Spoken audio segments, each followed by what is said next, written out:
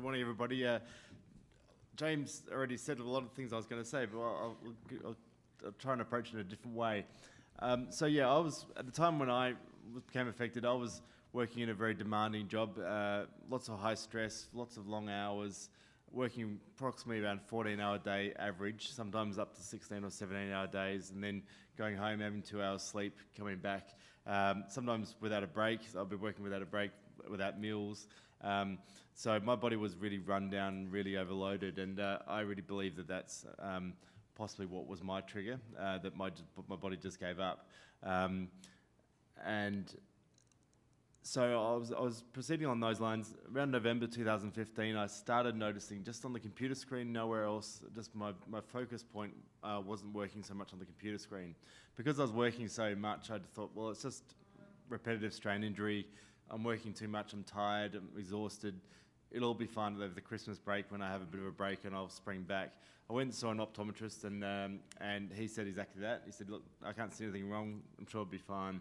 Got a little bit worse, but it was only quite gradual as compared to what John said. Mine was quite gradual at the start, and then went and saw my GP 2 days before Christmas, and she got quite worked up and so said, look, something's really wrong. Couldn't get into an ophthalmologist over the Christmas break, and then didn't get to see her until the 21st of January. She started doing some tests, but fortunately I didn't go through what a lot of people here have talked about, the 6 months or a year of lots of tests. So it was really only just a few weeks. And then just while I was doing those, before we found anything conclusively, I went overseas for a holiday for about 12 days in early February. And during those 12 days, my eyesight just tanked completely. My second eye started while I was overseas. And when I came back, there was no way I felt safe to drive anymore. It was simply where before I was driving up to the day I left. It was pretty sudden that time. The day after I got back, my ophthalmologist was happy to call it as LHON because just on the symptoms, because it had progressed so far. That wasn't so much of a surprise to me because my sister had become affected 10 years before that, and that was the first time in our family. But so I was familiar with what Lieber's was, having been one of her carers, and so it was something that I was familiar with.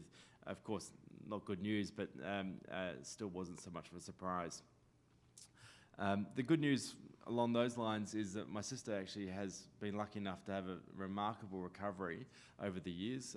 After 5 years, she was back driving, and she's working as a teacher. She can read anything. It's quite incredible what her response has been to that. Of course, I'm hoping that it might be in the genes as well, and that that's a recovery like that might come to me. But I'm very realistic about what those chances are. But I have started to model a bit of what she did, and that was to really live a very clean diet, when possible, organic foods, staying away from toxins, even bottled water as much as possible, staying away from coffee, that type of thing. So that's generally what I do, and now as much as I can, and really have spent one way of handling my stress is to actually really think about my health, look at foods, what foods can help my health, what foods won't, and the importance of looking after your body and looking after everything in your body. And so I took a year off work, a bit like James did, and fortunately was supported by work for that, and then really spent that year just really focusing on my health. I've seen a lot of allied health practitioners, people like acupuncturists, kinesiologists, people like that, to really get my body up and ready and back to where it should be. So really that's been one of the key ways.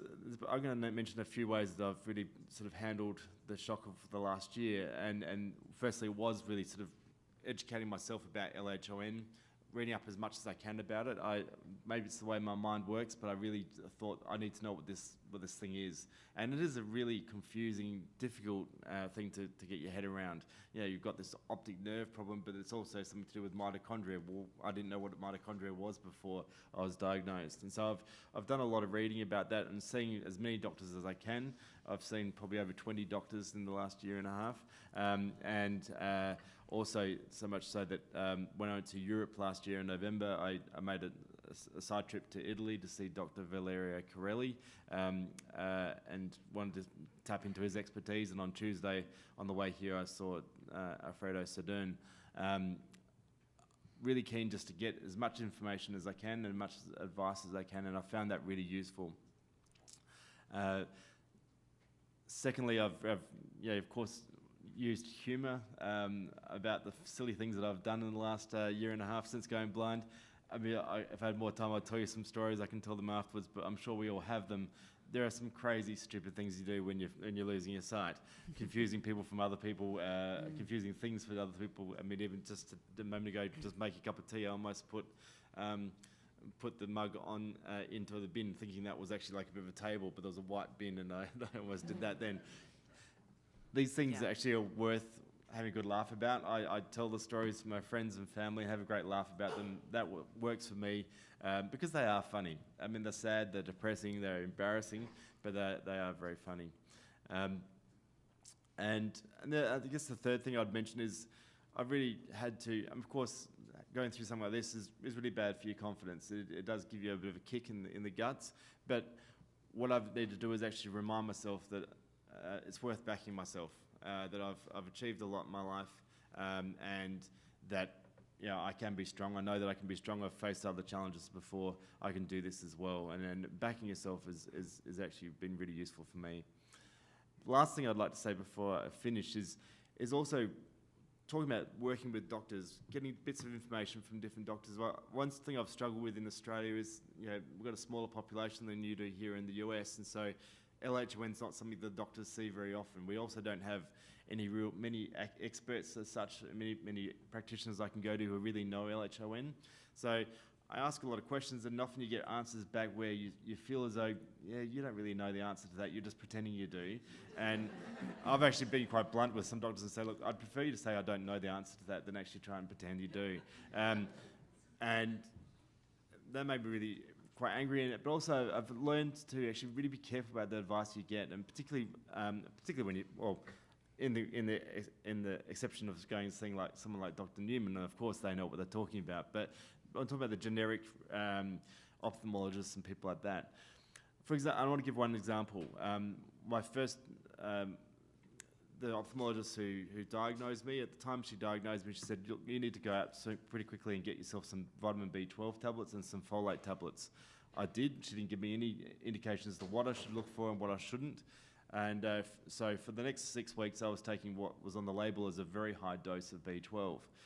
Then about 6 weeks later, I was with a friend. He was reading the Wikipedia entry for LHON, so it's still part of this learning process about what LHON is.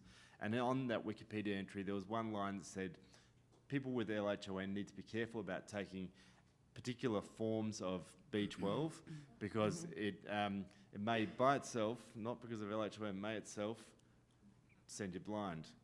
Not good news to hear. I started panicking and went and looked at my tablets. Of course, they were that particular preparation, which is called cyanide cobalamin.